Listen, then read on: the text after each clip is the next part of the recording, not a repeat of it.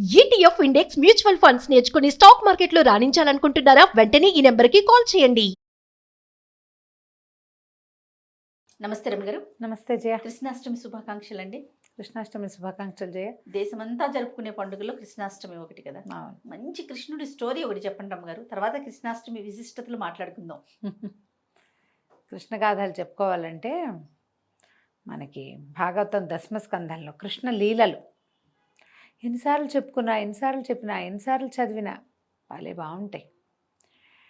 అఘాసురుడని ఒక రాక్షసుడిని సంహరించాడు కృష్ణుడు. అఘాసురుడిని సంహరించినప్పుడు బ్రహ్మదేవుడు ఆశ్చర్యపోయాడు. ఎంతమందిని రక్షించాడు ఒక్క చేతితోటి అని చెప్పి, వీళ్ళ కోసం ఇంత చేస్తున్నాడు, ఇన్ని రకాలు ఇంతమంది రాక్షస సంహారం చేస్తున్నాడు, ఇంకా ఏం చేస్తాడో చూద్దాం అని అనుకున్నాడు. బ్రహ్మదేవుడు ఒక పరీక్ష పెట్టాడు కృష్ణ భగవానుడికి. బాలకృష్ణ స్వరూపంలో ఉన్న పరమాత్మకి ఆయన యొక్క కుమారుడైన బ్రహ్మదేవుడు పరీక్ష అన్నమాట. ఏం చేశారట, ఆ రోజు ఉదయం పిల్లలు మొత్తం గోకులంలో ఉన్న పిల్లలందరూ చిన్న చిన్న పిల్లల్ని ఒక 5 సంవత్సరాలు దాటాక 7వ సంవత్సరం అట్ట వచ్చాక అంత ఎత్తు అవుతారు కదా, వీళ్ళకి దూడలను అప్పచెప్పేవాళ్ళు కాపలాకి. ముందంతా దూడలు, చిన్న దూడల్ని తీసుకుపోవటం. ఒక 28వ ఏడు 9వ ఏడు వచ్చి కొంచెం కాలు సాగి బాగా అలవాటయ్యి దూరం నుంచే తమ వడ్లని గుర్తుపట్టగలరు, పశువుల్ని గుర్తుపట్టగలిగే వయసు వచ్చేసరికి వీళ్ళకి పెద్ద ఆవుల్ని దూడల్ని కూడా అప్పచెప్పేవాళ్ళు. కొంచెం ముందుకు వెళ్ళారు వీళ్ళు, ఈ పిల్ల గుంపంతా. వెళ్ళాక ఏమైంది, ఒకరోజు ఆ రోజట ఈ అఘాసుర వధ తర్వాత పిల్లలంతా ఆవుల్ని ఆలమందల్ని తోలుకుపోయారు. మరి భోజనాలకు కూర్చున్నారట. అసలు ఆ చల్దులు ఆరగించటం అనే ఒక హెడ్డింగ్ పెడతారు పోతన్ గారు.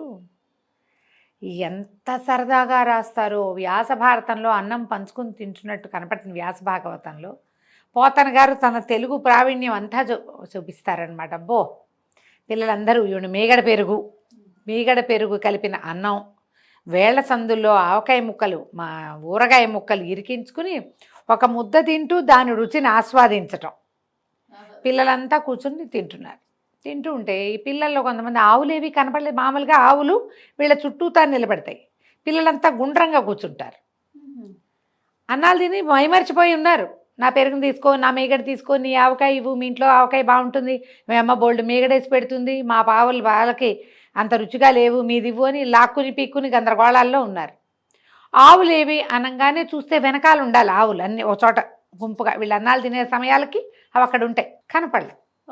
కనపడపోయేసరికి పిల్లలు అందరూ లేవబోయారు. కొంతమంది కృష్ణుడు అన్నాడు, కూర్చోండి తాపీగా తినండి, నిదానంగా నేను చూసొస్తానన్నాడు.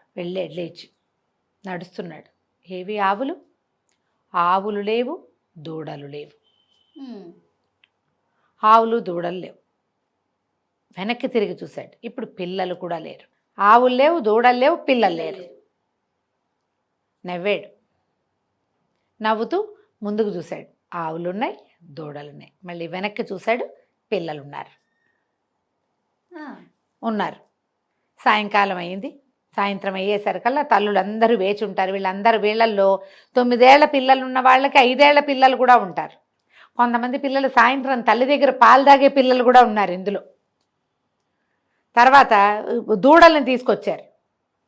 వాటికి కావాలి వాటి తల్లుల్ని తీసుకొచ్చారు. వాటి చిన్న దూడలు, వాటికి చిన్న చిన్న దూడలు ఉంటాయిగా. అందరూ సాయంత్రం అయ్యేసరికల్లా అంత ఆవాల గోపాలము వేచి ఉంటుంది.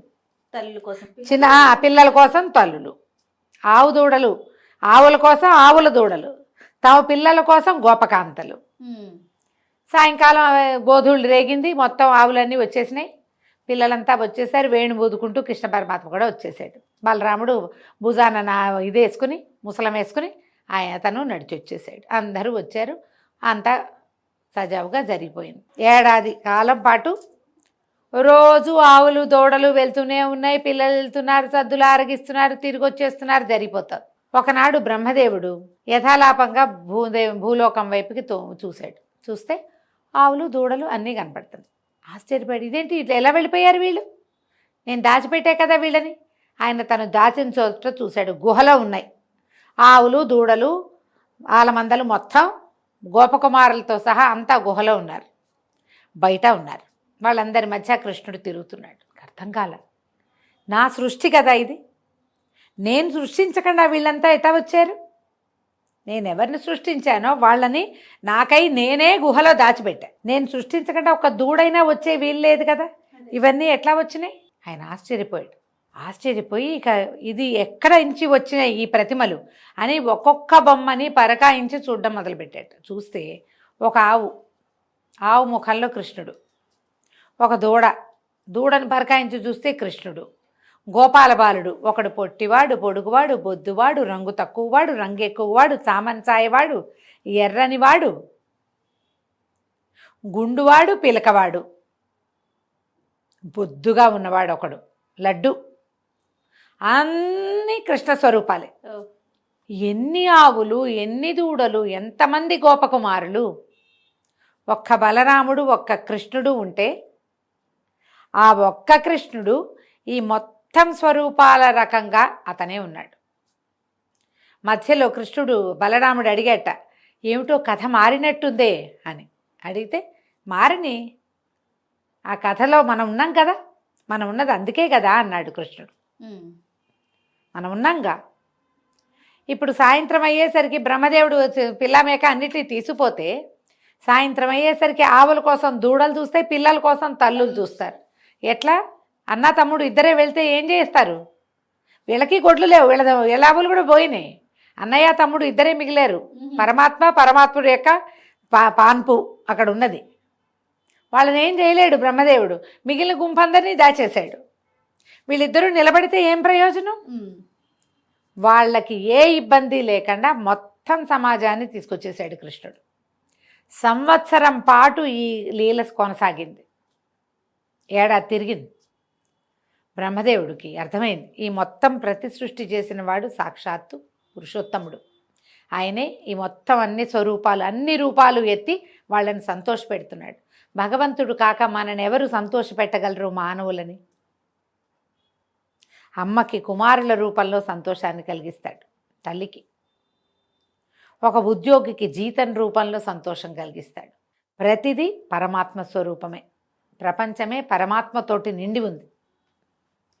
ఎప్పుడైతే తన ఇలా ప్రతి సృష్టి చేశాడు భగవంతుడు అని తెలుసుకున్నాడో, బ్రహ్మదేవుడు పరిగెత్తుకుంటూ వచ్చి నమస్కారం చేసుకుని, నిన్ను పరీక్షించనించాను నేను, పరీక్షలకే పరీక్షవి నువ్వు, నా అజ్ఞానాన్ని, ఈ లీల నువ్వేం చేస్తావో చూడాలన్న కుతూహలంతో చేశాను, కానీ నిన్నెంచగలవాడని కాను నేనని నమస్కారం చేసి ఈ గుహలో ఉన్న పిల్లల్ని వదిలిపెట్టాడు. కృష్ణుడు ఆవులు తోలుకు రావడానికి వెళ్ళాడు. ఆవులు లేవని, అది కదా ఈ సీన్. మొదట ఆవుల్ని తోలుకొచ్చేసారు కదా, ఆవుల్ని తోలుకొచ్చాడు. తోలుకు రాగానే ఇక్కడ కూర్చున్న పిల్లలందరూ పిలుస్తారు, కృష్ణ రా రా రా, ఇంకా మీగడంతా అయిపోతుంది, అందరూ పనిచేసుకుంటున్నారు, యశోదమ్మ పెట్టిన మీగడన్నమని పిలుస్తున్నారు. వచ్చాడు. సంవత్సరం గడిచిన సంగతి ఎవ్వరికీ తెలియదు. అప్పుడే కథ ఎక్కడ కథ మొదలైందో అక్కడే ఆగిపోయింది. ఏడాది నడిచింది, కానీ ఆ ఏడాది నడిచిన గుర్తు ఏదీ లేకుండా చేసేసాడు. దాన్ని మనం విష్ణుమాయ లేదా కృష్ణమాయ అని చెప్తాం. ఈ కథతోటి కృష్ణాష్టమి వేడుకలకి శ్రీకారం చుడదాం. తప్పకుండా.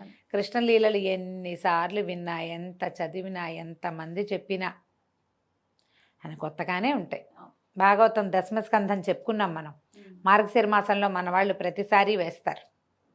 గర్భవతులు కృష్ణగాథలు వింటే చక్కని కుమారులు కలుగుతారు, మానసికమైన ఆహ్లాదం కలుగుతుంది. అవకాశం ఉన్న వాళ్ళు భాగవత కథాసుధని వినండి.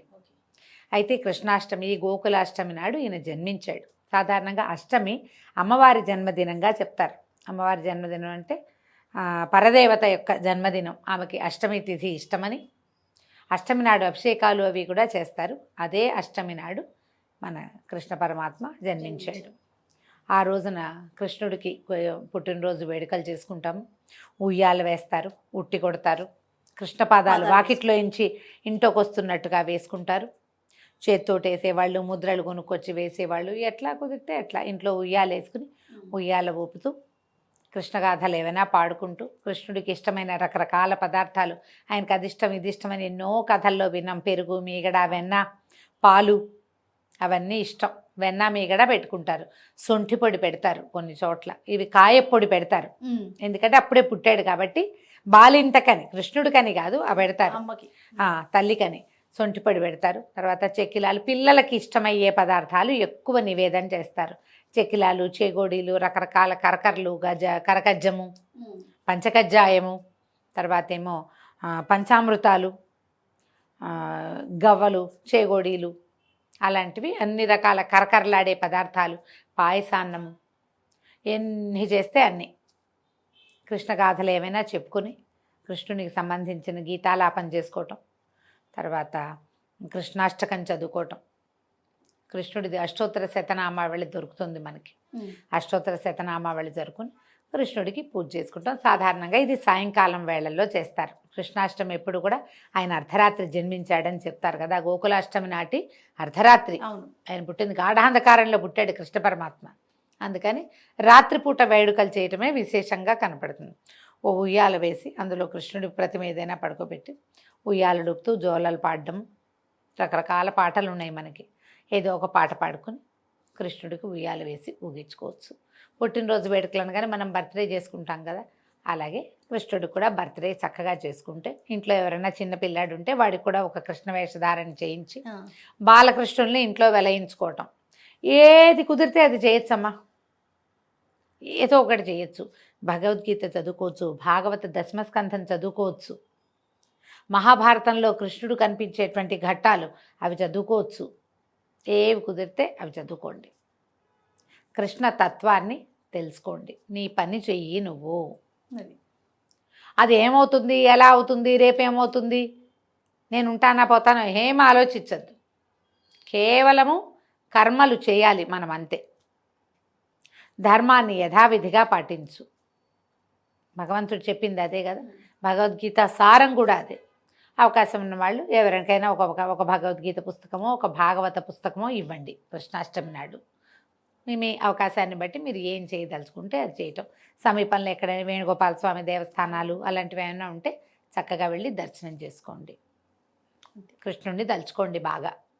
ఈ రోజున పిల్లల్ని కేకలేయటము, కొట్టటము అలాంటివి చేయబోకండి. బృందావనంలో ఏర్పాట్లు చాలా బాగా చేస్తారు, చాలా బాగా చేస్తారు జయ. అసలు అబ్బో, అక్కడ పాటలా, ఆ నాట్యాలా, ఆ సంతోషమా, చూసి తీరాలి, చూసి తీరాలి.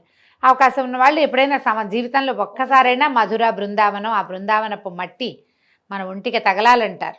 ఆ కృష్ణుడు ఎక్కడ తిరిగాడో ఆ ప్రాంతపు మట్టి మన ఒంటికి తగలాలని, పునర్జన్మ ఉండదని చెప్తారు. అన్ని విష్ణువాలయాల్లోనూ కృష్ణాష్టమి వేడుకలు విశేషంగా చేస్తారు. స్వామివారికి చక్కగా కృష్ణుడిగా అలంకారం చేస్తారు. ఈ ద్వారక, అక్కడైతే అబ్బో, ద్వారకలో కానీ మన బృందావనంలో కానీ అత్యద్భుతంగా జరుగుతాయి వేడుకలు. ఎక్కడికైనా వెళ్ళే అవకాశం ఉంటే, అది మన సమీప దేవాలయాలు ఉంటే, ఎక్కడైనా కృష్ణాలయాలు ఉంటాయి కదా మనకి. మన సింగ్సాన్పేటలో ఒక బాలకృష్ణాలయం ఉంది. మన ఊళ్ళల్లో కూడా వేణుగోపాల స్వామి ఆలయాలు కనపడతాయి. ఎక్కువగా వేణుగోపాలుడు కనిపిస్తాడు కదా. ఎక్కడ అవకాశం ఉంటే అక్కడ ఉడిపి శ్రీకృష్ణ ఆలయంలో ఒక విశేషంగా చేస్తారు. అట్లా ఎక్కడ కృష్ణ పరమాత్మ ఉన్నాడో అక్కడ, ఈ గురువాయూరులో కూడా కృష్ణుడే కదా, అలాంటి చోట కూడా ఎక్కడ అవకాశం ఉంటే అక్కడికి వెళ్తాం. అవకాశం లేకపోతే ఆన్లైన్ చూడొచ్చు, మనకి ఇప్పుడు అవకాశాలు ఉన్నాయి చక్కగా కదా. కృష్ణుడిని తలుచుకోండి. రైట్. నమస్తే. నమస్తే జయ.